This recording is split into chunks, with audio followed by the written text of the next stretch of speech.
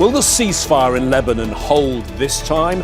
Lebanon and Israel have had their first direct talks in decades, but as Israel considers Hezbollah a threat, is a lasting peace agreement possible? And how much influence does Iran have in Lebanon?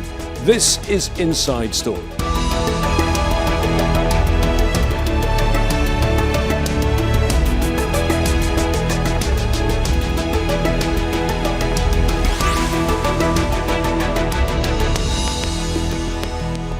Hello again, I'm James Bays. A ceasefire is in effect in Lebanon. Israel agreed to the 10-day pause in attacks, but has refused to withdraw its troops from the positions they occupy in the south. The ceasefire was announced after officials met in person in Washington, D.C., the first direct talks since 1993.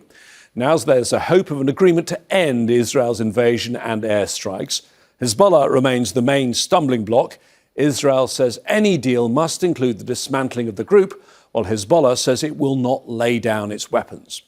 All of this comes as Iran is in discussions with the US to resolve the nearly 7-week-long war. Tehran has insisted on Lebanon being part of any diplomatic settlement. In a moment, we'll explore the prospects of peace or renewed tension in Lebanon when we're joined by a panel of guests. But first, this report from Imogen Kimber. Gunshots ring out in celebration across Beirut as a fragile ceasefire comes into effect. Some of the 1.2 million people displaced from their homes start returning to southern Lebanon, navigating roads and bridges destroyed in Israeli airstrikes. The US brokered the agreement, and President Donald Trump announced it on social media on Thursday.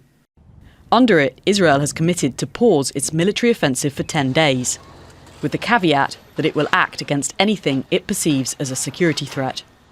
The Lebanese government says it will work to stop Hezbollah's attacks. However, the group argues that as long as Israeli troops are occupying Lebanese territory, it has the right to resist and will not disarm.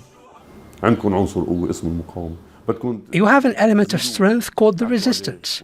You want to eliminate it and then go and conduct direct negotiations without any leverage, with the Americans as the mediator. What a beautiful equation. And Prime Minister Benjamin Netanyahu is adamant Israeli forces will not withdraw from the positions they currently occupy. A security strip of 10 kilometers in width, which is much stronger, much more intensified, much more continuous, and much more solid than what we had there before. There, we're staying. We're not leaving. This is the same conundrum from the November 2024 ceasefire and others before it. Trump seems sure things will be different this time round. What's going to be the difference this time? Me. I'm the big difference. Me. He's invited Netanyahu and Lebanese President Joseph Aoun to the White House for face-to-face talks. That'll be the first time they've met in 44 years, which is pretty unneighborly when considering they're neighbors. But there's a really good chance that that'll work out with Lebanon and Israel. Despite Trump's apparent confidence, many people on both sides of the border are not sure that anything has changed. Within hours, strikes were reported in southern Lebanon, with an ambulance hit in the town of Khouri. Imogen Kimber, Al Jazeera for Inside Story. The politics of Lebanon and the wider region is very complicated, but we have the right people to make sense of it today on Inside Story. Joining us from Paris, Joe Macaron, a Middle East political analyst. Yossi Mekelberg is in London. He's a senior consulting fellow at the Middle East and North Africa program at Chatham House. And Rami Khouri is distinguished fellow at the American University of Beirut. He joins us from Boston, Massachusetts. Thank you, all three of you, for joining us today. Let me start with you, Rami. Let's just first work out what has been agreed. And there's also the wider political situation regarding Iran and the US. But in terms of this ceasefire, tell me what you understand are the basic terms of this ceasefire. The basic terms of the ceasefire are that they stop shooting from both sides for 10 days, and the Israelis maintain their American guaranteed right to continue attacking and destroying and assassinating people if they think there's an imminent threat, which they can define any way they want. So this is novel because it is a situation where Hezbollah and Iran have forced the United States and Israel to accept a ceasefire that they didn't really want in Lebanon. They tried to detach Lebanon from the Iran war, but they were forced to accept the ceasefire by Hezbollah and Iran. That's novel and significant, as they were forced to accept the ceasefire with Iran in Iran itself.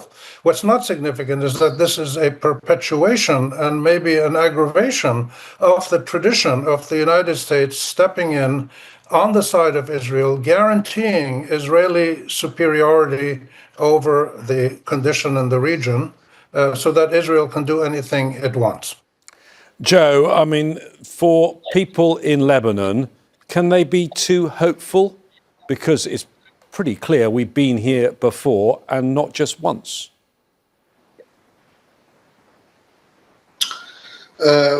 Hope, it's a difficult question. So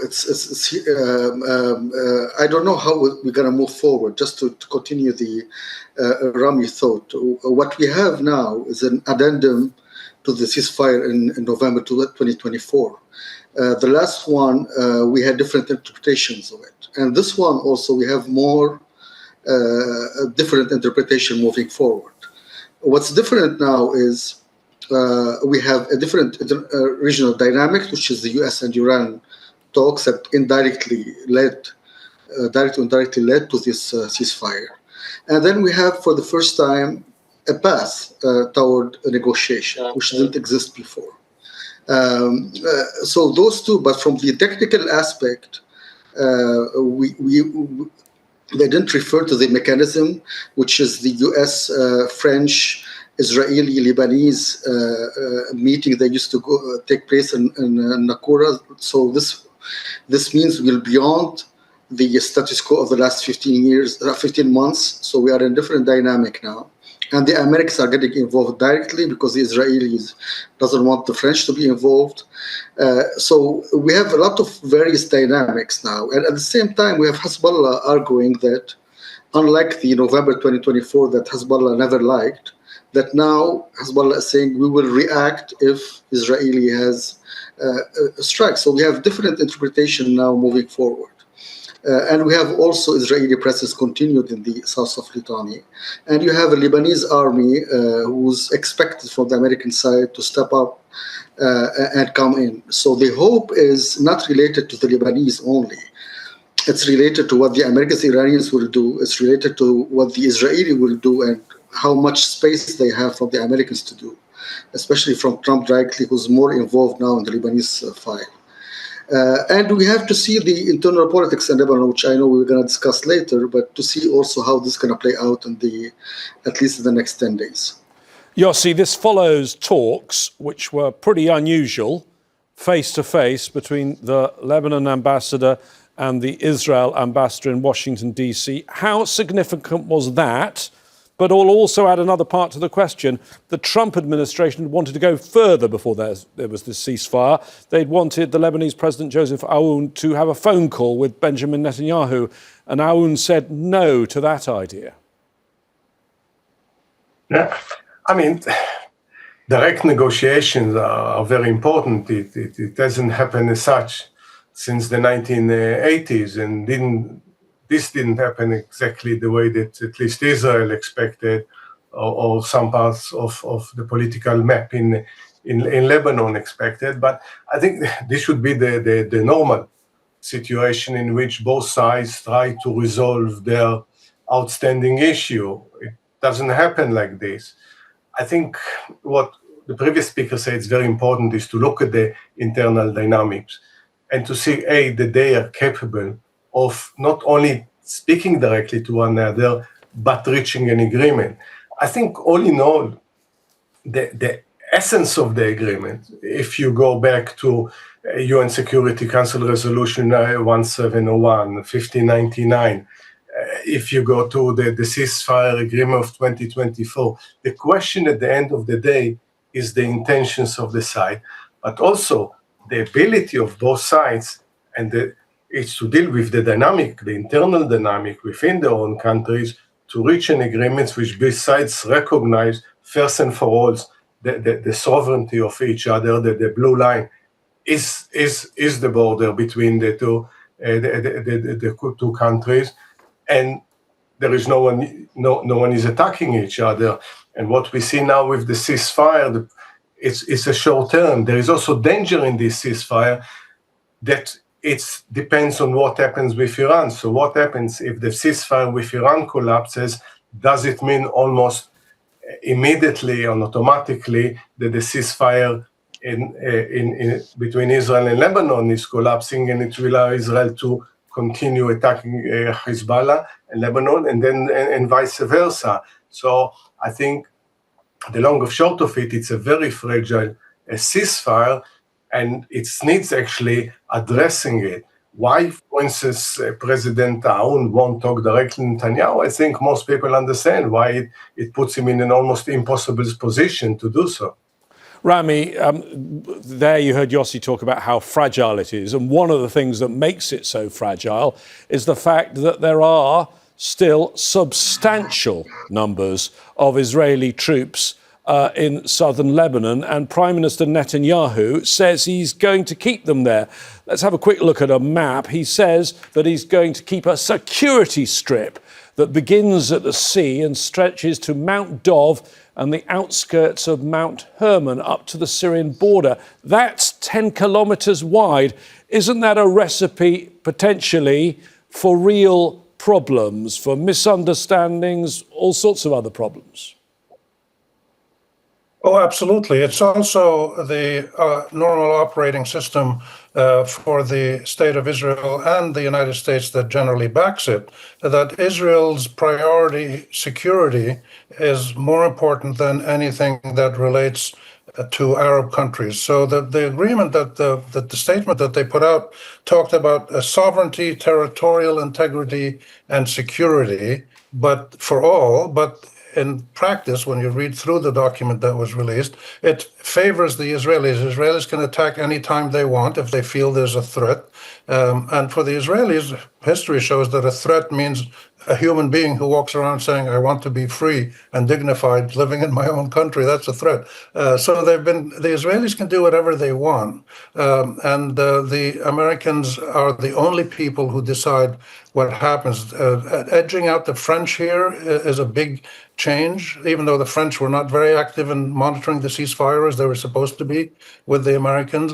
The fact that this is linked to the Iranian-American negotiations is very significant. So there are new elements here, but the old element of Israeli superiority, geographically, sovereignty, security still pertains and is affirmed in this document. So the Israelis, in theory, might leave. I mean, they left the Sinai in Egypt finally years ago after they had a full peace agreement. They left Gaza, but they continued to encircle it and squeeze it to death, so they didn't really leave. In Lebanon, we're going to find out what actually is going to happen.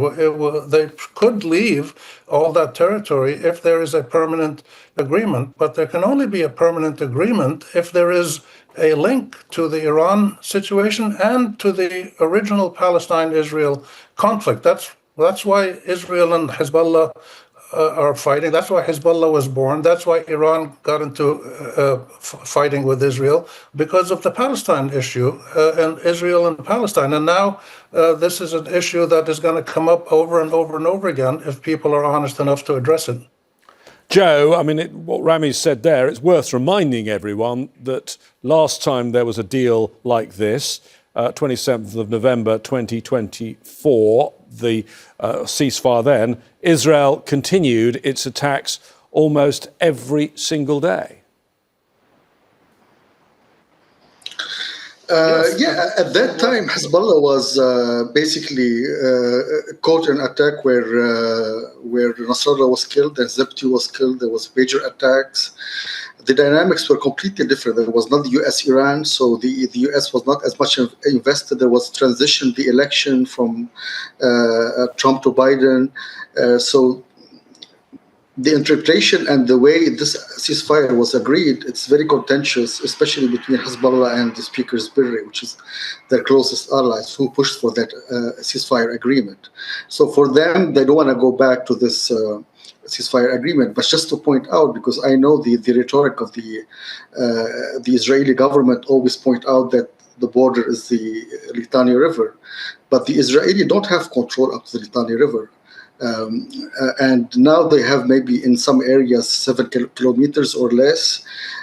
We have the main battle in Bint Jbeil, which is still contested. And the point, I think, even the Israeli military got to this point that even if theoretically we control all of the Litani River, which is impossible to do without a big invasion, they won't be able to eliminate Hezbollah at this rate, nor to stop the rocket launch.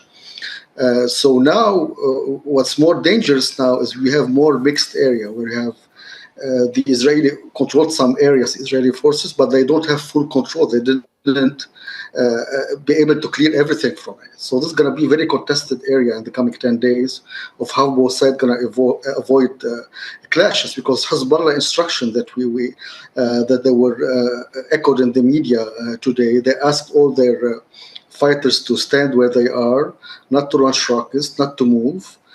And so we have now a new territory. Will the Israeli-Lebanese army go in or not?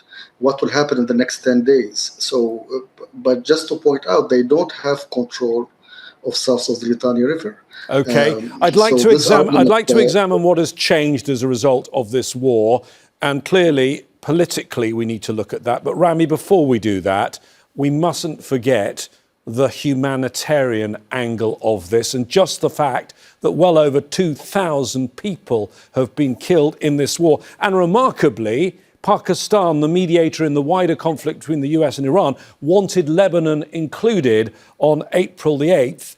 And since then, a further at least 570 people have been killed that didn't need to be killed. Yeah, I don't think it's so remarkable. Pakistan is a very knowledgeable leadership, and they understand how these dynamics work, and they understand why this fighting goes on decade after decade, and therefore they insisted that the Lebanon fighting with Hezbollah and Israel be included to resolve the Iran-US-Israel conflict. That's just pure logic. But the Israelis and Americans didn't want to link them. They wanted to maintain Israeli domination over northern Israel and southern Lebanon. But this has not worked. And this is quite fascinating how Iran and Hezbollah, two supposedly ravaged, obliterated groups, a country and group, have been able to force the U.S. and Israel to do a ceasefire that they didn't really want to do. The humanitarian side is a terrible but unfortunate side effect of the fighting. This has been going on for decades and decades in the Middle East, and there's nothing worse than the humanitarian consequences of the American-Israeli genocide in Gaza, which the Israelis started to repeat in Lebanon with this blanket destruction, carpet bombing of entire areas and villages. And they wanted to create a security zone in the south, as Joe mentioned, and but they can't keep doing this, because for the first time ever, they've encountered serious opposition from Hezbollah and Iran that has forced them to stop doing this. And now we're into the phase of possibly a negotiation to resolve these issues, rather than a unilateral Israeli military, American-supported hegemonic assault that redraws the maps of the Middle East. You have to see this, as my last comment, you have to see this, I think, as the part of the last anti-colonial battle in the Middle East. The Iranians and the Hezbollah and Hamas and others are fighting to stop the century of Western hegemonic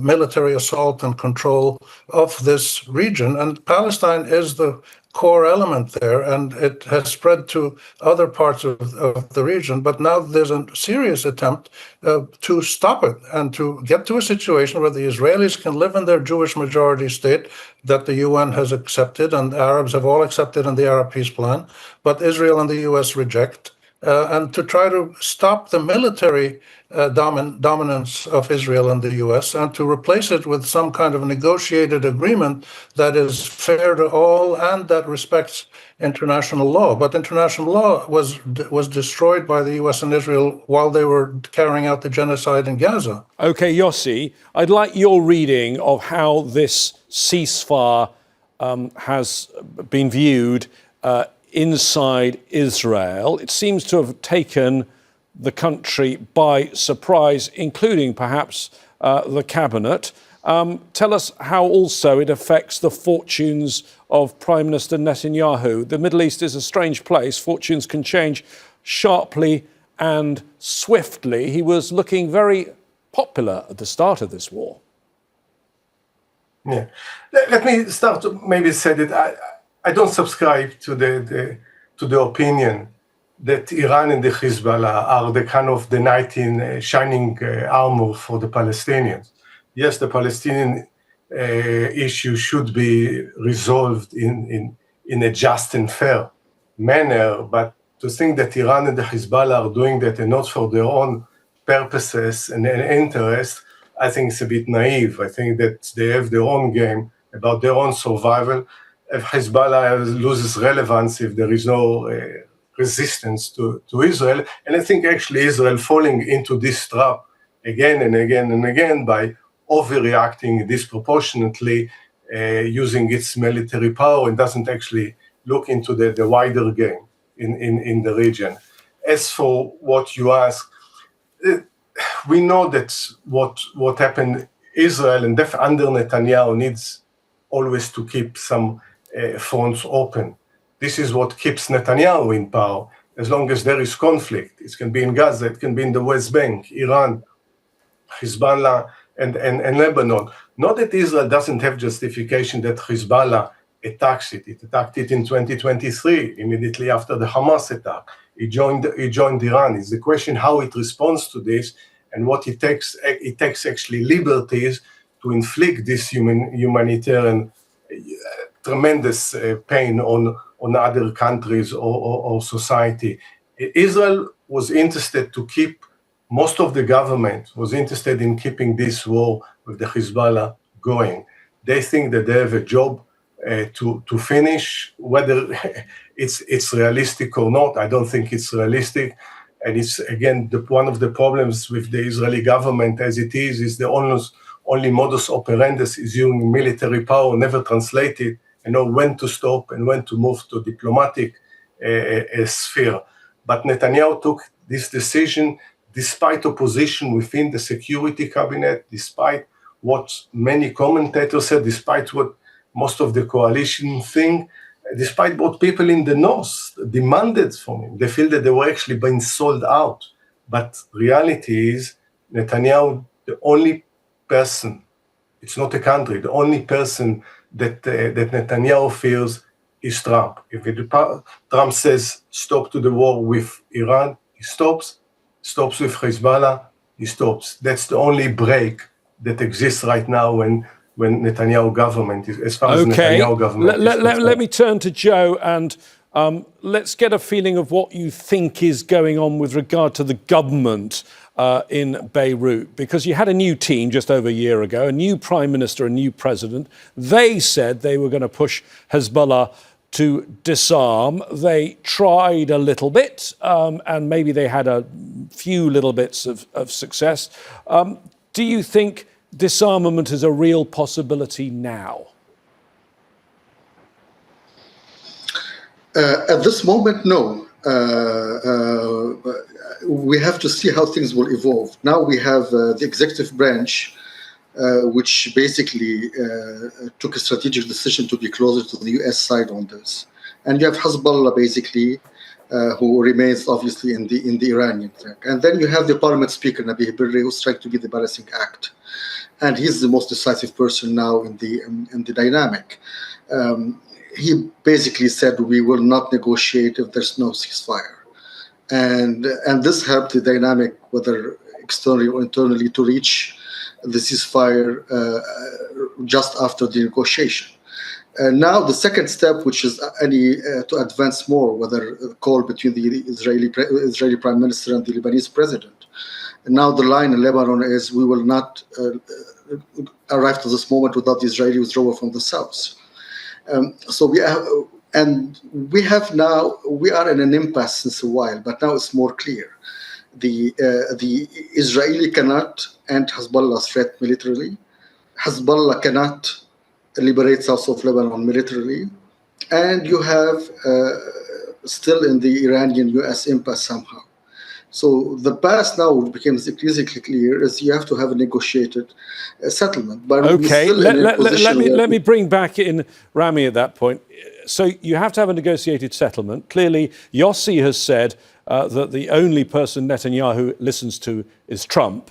How worried are you that Trump might move on and not really keep his interest in this? For example, the Gaza ceasefire was October last year, 6 months ago. 3 months ago, we were told it was moving to phase 2. The thing seems not to be a priority for the administration. Are you worried Lebanon might go the same way? Oh, for sure. Trump has a very short attention span and an even shorter repository of actual knowledge about the region. He doesn't really know Lebanon, Palestine, Israel, Iran. His knowledge is very, very limited. He basically reacts to electoral impulses and to the right-wing groups that support him, including the Christian Zionists who are very pro-Israeli, and the people who help fund his elections. So he's not a very serious practitioner of Middle East diplomacy. He's into it now because of the Iran situation, which Netanyahu got him to get involved in by launching that war. But yes, Trump could just say, "Oh, I've had enough of this. These people have been fighting for 3,000 years." No, they haven't been fighting for 3,000 years. They've been fighting since the British Balfour Declaration of 1917 promised a Jewish homeland in a land that was 93% Palestinian, and then the Israeli state was created in 1948. They've been fighting since then, and until that conflict is resolved, they're going to keep fighting, as are most of the people in the Middle East going to support them. So a diplomatic resolution can happen faster if the United States is involved in it. And we saw several times now where the U.S. pushed Netanyahu for a ceasefire in Gaza a year ago. It didn't last very long, wasn't serious. Ceasefire in Lebanon now, ceasefire in Iran. So okay, Rami.